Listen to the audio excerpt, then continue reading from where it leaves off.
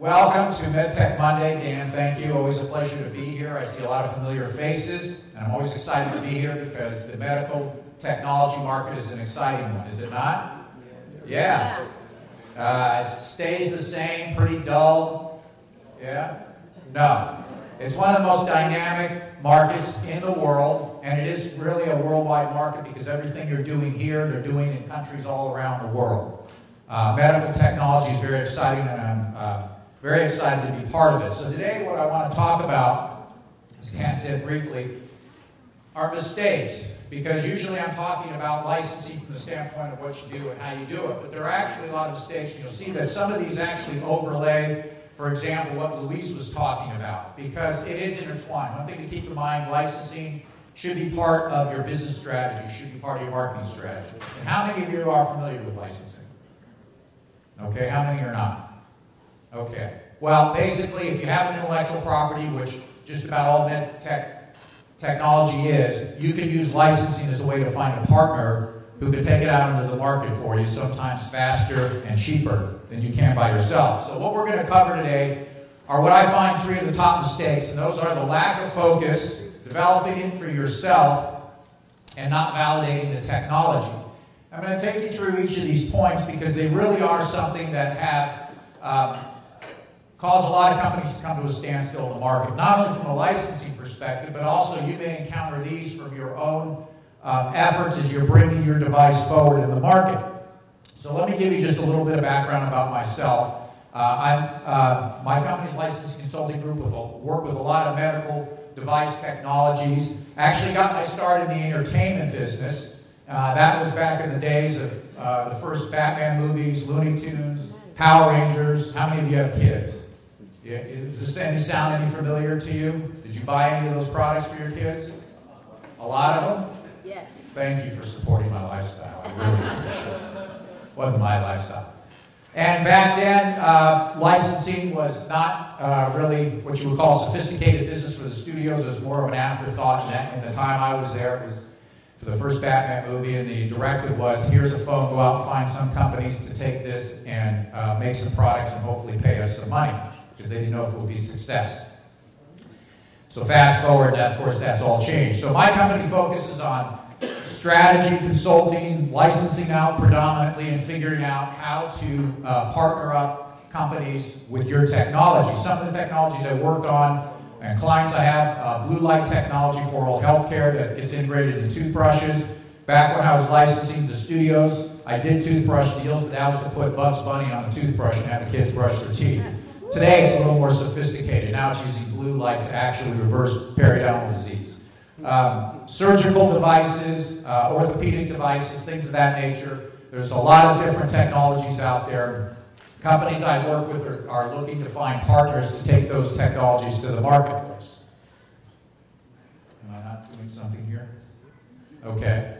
All right, so the first thing that you need to understand about licensing and about your technologies are the big guys are interested in partnering with you. In fact, they're backing out of the R&D business. According to Forbes, over 80% of the companies today are looking to form strategic alliances through partnerships with small startups and emerging growth companies to develop their technologies.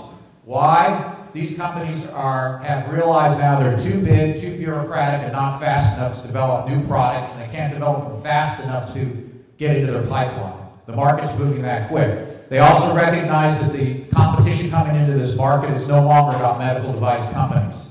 It's about big technology companies such as Apple and Microsoft, huge consumer electronics companies such as Toshiba, Hewlett-Packard, and others, giant retailers such as CVS and Walgreens. They're all rapidly moving into this market. And the reason is because everybody sees where it's going.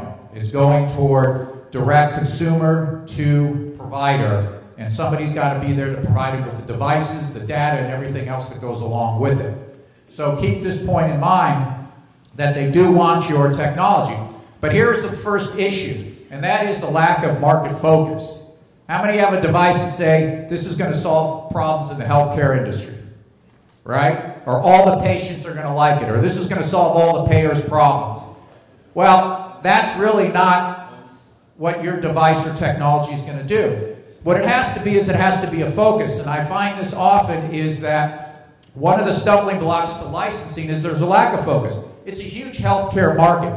But inside that healthcare market, you've got a variety of customers. They're broken down into 3 general categories of patients, payers, and providers. But inside those, there's also market segments. And on the device side, the technology side, you've got devices, equipment, testing, formulations, and inside those are submarkets. And the idea here is that if you don't focus your technology, it makes it hard for anybody to understand what it's going to do or what the benefits are. And that's why it's important. You have to really take a look and understand the healthcare market is really a set of niche markets. And I'm not talking about small niche markets. These are big niche markets. But if you don't understand which of these markets your technology addresses, you could be very frustrated in forming relationships with companies because they're addressing these markets. And no technology is going to be suitable for every market. It just doesn't exist. But you may have a technology that is applicable to several markets. But you have to focus it on those markets and explain why. Explain the benefits. Explain how you solve the problem. For example, you've got the rehab market, which may be is made up of clinics and physical therapy clinics. Again, 2 subsectors that are different. How do you benefit them? Why would a company be interested in working with you to reach those markets? Or medical offices and hospitals. Again, different markets. How do you fit those? And seniors, assisted living, in-home care. Both of these are different. It's not just the senior market. When I go out to license a technology, if a company is working with assisted living facilities, you've got to document or prove to them why you have a valuable technology that their customers, their assisted living facilities would want to buy.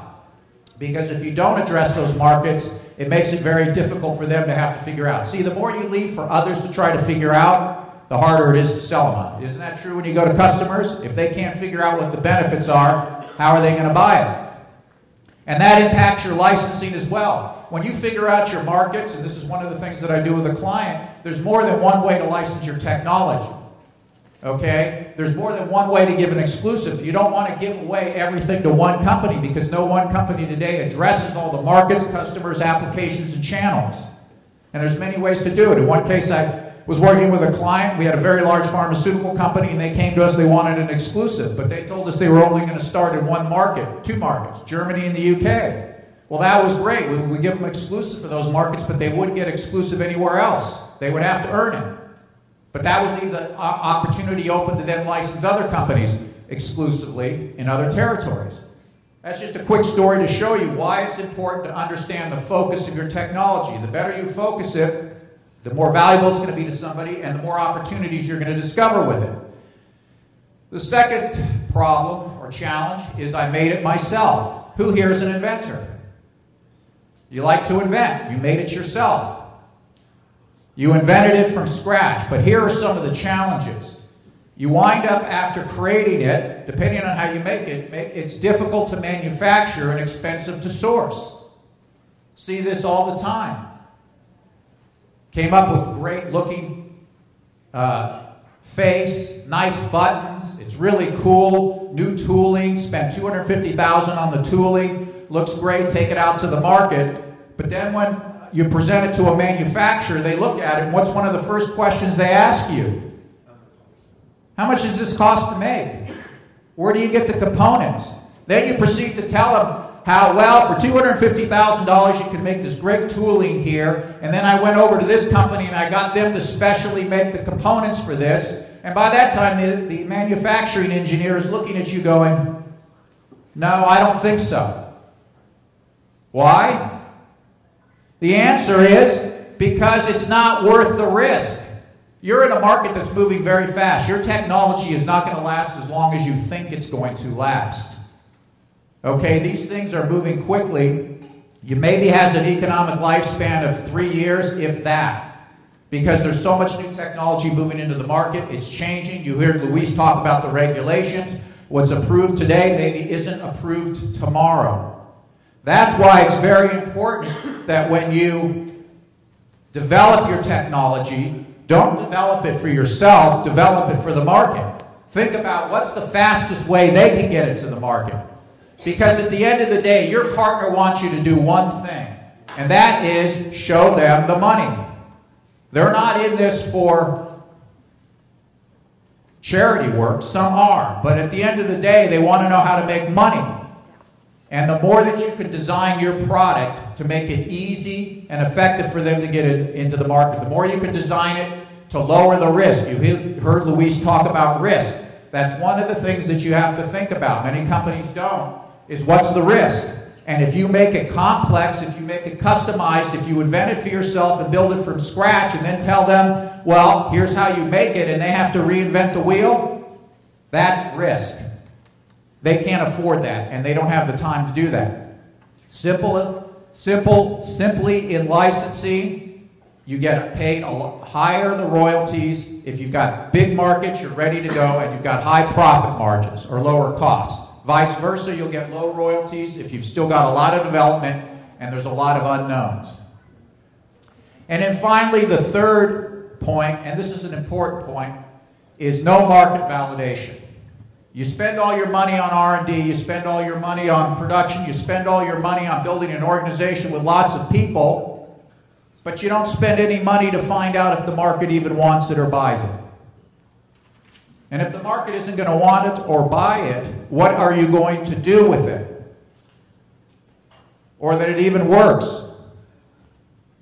Had a technology once at the University of Arkansas, and it was a cooking process technology. The university invented. It was great. It reduced fat content in fried food by 60%. Finally got through to the food manufacturing, food production companies. By the way, it wasn't the fast food companies that would take it. You think they would? They don't do their own innovation anymore. They hand it off to the big food production. Dow, Cargill, Simmons. Got them there. They loved it. And one of the largest came in, tested it, and then they asked a simple question. You know what that question was? Well, have you ever tested this with any fast food restaurant? How does it hold up under the red lights? What do the customers think? They didn't know. And finally, that's why you need to test it and make sure it works so that they buy it. Test markets, testimonials, anything like that. Because the right time to license is when you've reached that point, then you can move into the licensing arena. That's when you've removed the risk, and that's when companies are interested in licensing your technology. So wrapping it up, avoiding the mistakes. 1, focus on the niche markets. 2, show them the money. And 3, prove it works. So that's it. If you'd like some more information, I'll be downstairs in a workshop later on this morning. We can come down there. We can have a longer session. In the meantime, there's my contact information. I put out a newsletter that comes out every week, gives you tips, tactics, things like that, my latest news article. So go to my website and sign up. Thank you very much, ladies and gentlemen.